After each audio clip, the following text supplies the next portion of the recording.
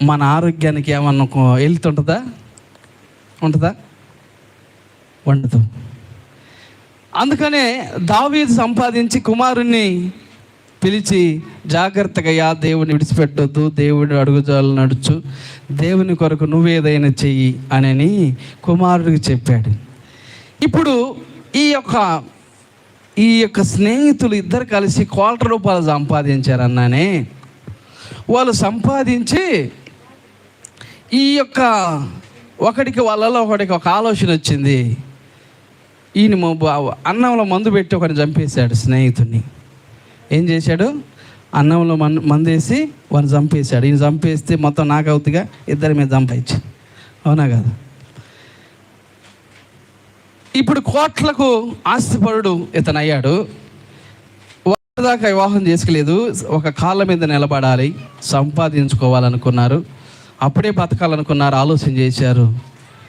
వీళ్ళిద్దరిలో ఒకరికి ఆ దురాలోచన వచ్చి ఒకరిని చంపేస్తే సరిపోద్దని చంపేశాడు. చంపేసి తర్వాత ఇతను పెళ్లి చేసుకున్నాడు, ఉందామనుకున్నాడు, ఉన్నాడు, బాగా ఉన్నాడు. ఇతనికి కూడా కొడుకు పుట్టాడు. ఎవరికి? ఈ కోటీశ్వరుడికి కొడుకు పుట్టాడు. కొడుకు పెరుగుతున్నాడు, అంత ఎత్తు వచ్చేసారు. 1,00,000 మందిలో ఒకడికి వచ్చే జబ్బు, 1,00,000 మందిలో ఒకటికి ఒక్కొక్క జబ్బు. ఇక మనకు కూడా ఒకటి ఉంది. 10,000 మంది లేకపోతే 10,000లో లేకపోతే 1,00,000 మందిలో ఒకటికి వద్ద ఒక జబ్బు అని విన్నారా ఏ మాట?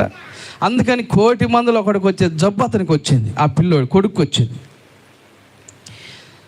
దాదాపు 1,00,000 పోతా ఉన్నాయి, హాస్పిటల్కి పెడతా ఉన్నారు. ₹1,00,000 జబ్బు వచ్చేదంటే ఈ మధ్య మీరు టీవీలు దావాలి, చెల్లులు చూశారో లేదో, 4 కోట్లు 3 కోట్లు పెడితే కానీ అంత పిల్ల బతకదని కూడా చూపించారు. అట్లానే అట్లాంటి జబ్బు వచ్చింది. అదిగో 30 కోట్లు అంట. ఇతనికి వచ్చిన కోట్లు 30 కూడా కాదు, 45 కోట్లకే వాడు చంపేశాడు. సరే, ఆ జబ్బుకు పెడతా ఉన్నాడు ఆస్తి. సరే, నా కొడుకు కంటే ఎక్కువేంది, నా ప్రాణం కంటే వాడి మిక్కమేంది, నా కొడుకు బాగుండాలి, నా కడుపును పుట్టినట్టు బాగుండాలని మొత్తం దారబోసి అంత అయిపోయినాయి. ఇప్పుడు నన్ను చూపి అంటా ఉన్నాడు. ఇంకా ఆ బాధలు తట్టకలేక వాడు అంటాడు, నాన్న నేనేం చేశాను, నా ఆస్తి డబ్బు అంతా పెట్టాను, ఇంక నేను ఎక్కడ తెచ్చి పెట్టగలను, నా కాడ ఏమి లేవు అన్నాడు. కొడుకు అన్నాడు, నా కోసం ప్రాణమైనా పెడతావు కదా డాడీ, నా కోసం 2 కిడ్నీలమైనా నాకు బాగు చేపి అన్నాడు. అదేందిరా అట్లా అంటావు? కాదు, ఇప్పుడు దాకా నాకు పెట్టిన డబ్బు అసలే, నీ కిడ్నీలు ఇస్తే వడ్డీ ఇవ్వాలి అన్నాడు. ఏందిరా అట్లా మాట్లాడుతున్నావు అంటే, 50 సంవత్సరాల కిందట నేను నీ స్నేహితుడిగా ఉన్నాను, నన్ను మోసం చేసి నువ్వు నన్ను చంపేశావు, నేను నీ కుమారుడిగా పుట్టాను అన్నాడంట.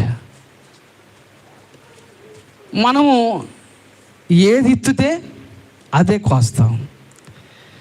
ఇప్పుడు ఎప్పుడైతే పాత బేల్దారి పనిచేసే స్థితిలోకి ఉన్నాడో ఆ స్థితిలోకి పోయి అదే స్థితిలో అల్లాడుతూ ఉన్నాడంట. దేవుడు ఆశీర్వదించినప్పుడు, దేవుడు దీవించినప్పుడు అంతటితో తృప్తి పడాలి. ఇది కూడేసి ఇంత మూట చేస్తే బాగుండు అనుకుంటే ఈ యొక్క స్నేహితుడిని చంపేసి వాడిది కూడా తీసుకొని లాక్కొని పూట కడదామంటే ఆ మూట ఉంటుందా? ఉందమ్మా? ఉంటుందా? పోయిందా లేదా? అందుకనే దావీదు, జాగ్రత్త నాన్న, నువ్వు జాగ్రత్తగా దేవుని విడిచిపెట్టొద్దు, ఆస్తి సంపాదించాను, డబ్బు సంపాదించాను, అన్నీ చూసుకొని తినలే, మందిరం కొరకు సిద్ధపరిచాడు, నాది అనుకున్నాడు. కొడుకు కూడా అదే చెప్పాడు. దేవునికి స్తోత్రం కలుగును గాక, హల్లెలూయా. అందుకని దేవుడు వాక్యాలు కూడా అక్రమం చేయవారులారా నా యొద్ద నుండి అక్రమంగా సంపాదించకూడదు. దేవుడు కష్టార్జితాన్ని ఆశీర్వదిస్తానన్నాడు. అక్రమంగా సంపాదిస్తే చాలా నష్టపోతామనే సత్యాన్ని ఇక్కడ మనము ఎరుగుదాం. ఇంకోటి ఏంటంటే,